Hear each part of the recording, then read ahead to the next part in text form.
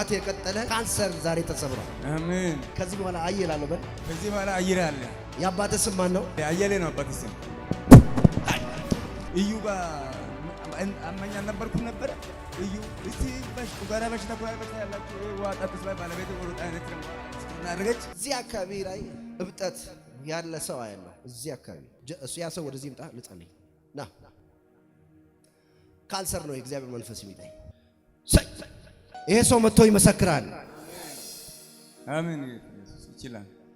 ከሱ ላይ ይሄ የካንሰር አዋጅ ነው ይለኛል የእግዚአብሔር መንፈስ።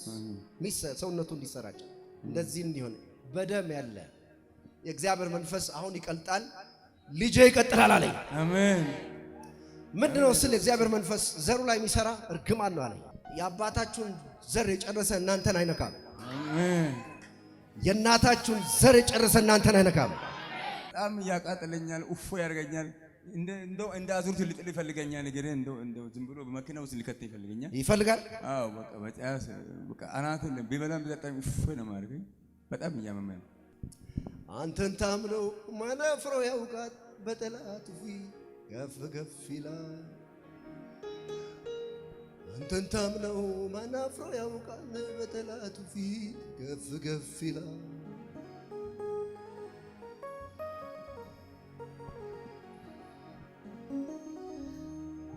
ጌታ አንተን ታምኖ ማናፍሮ ያውቃል በጠላቱ ፊት ከፍ ከፍ ይላል።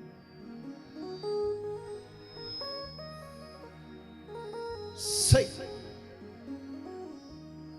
አንተን ታምኖ ማን ከስሮ ያውቃል በጠላቱ ፊት ከፍ ከፍ ይላል። መንፈስ ቅዱስ ተሳፈረ።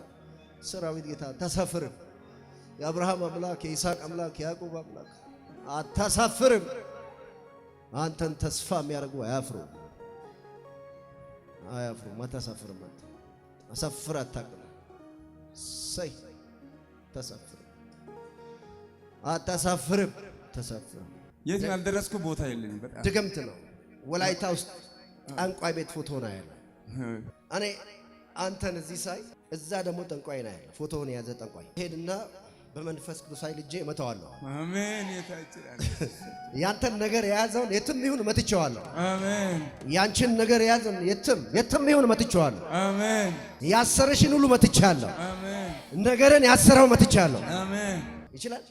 እግዚአብሔር ነው። ሌሊት አልቅሰሃል በእግዚአብሔር ፊት አስበኝ ብላል። አታዋርደኝ ብላል። ሰምቼሃለሁ። አልቅሻለሁ።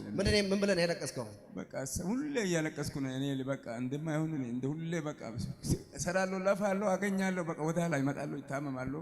እንደውም ሞቼ ነበር አንዴ ታቅዬም ባለቤቴ ታሜ በጣም ታሜ ጮጋራ ያማል ሲባል ጮጋራ አይደለም ከመድኃኒት የተሰራበት ነው። እዩ ጋር አማኛ አልነበርኩም ነበረ። እዩ እስቲ ጮጋራ በሽታ ያላችሁ ዋጣጥስ ላይ ባለቤቴ ወሮጣ አይነት ነው ስክሪና አድርገች። ያን ውሃ እኔ ስጠጣ ይሄን የሚመስል ቢጫ ይሄን የሚመስል ጥቁር አሞት ደም ሁሉ ወጣ።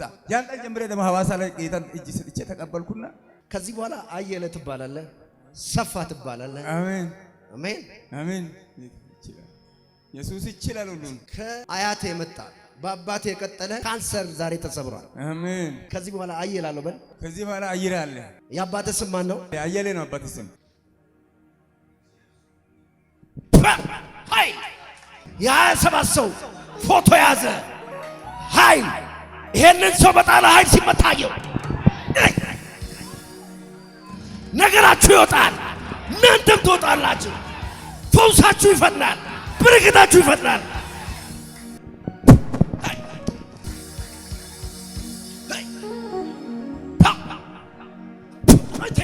የእግዚአብሔር መንፈስ እንደዚህ ይለኛል። ፋይናንሳችሁን ሽባ ያደረገ ሽባ ሆኗል። ዘንዶ ሽባ ሆኗል። ተደዋውሎ የዘጉትን በር ከፈትኩ አለኝ። ሟርተኛ ጠንቋይ 3 4 አገር ያለ ጠንቋይ 5 10 አገር ያለ ጠንቋይ ተደዋውሎ የዘጋውን በር መልአኬ ልኬ ከፈትኩ። ጌታ ይለኛል።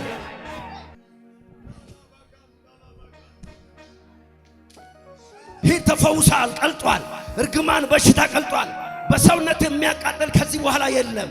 እርግማን የለም፣ በሽታ የለም፣ ውስንነት የለም፣ መከራ የለም። በጠላት ፊት ለፊት ተቀብተሃል።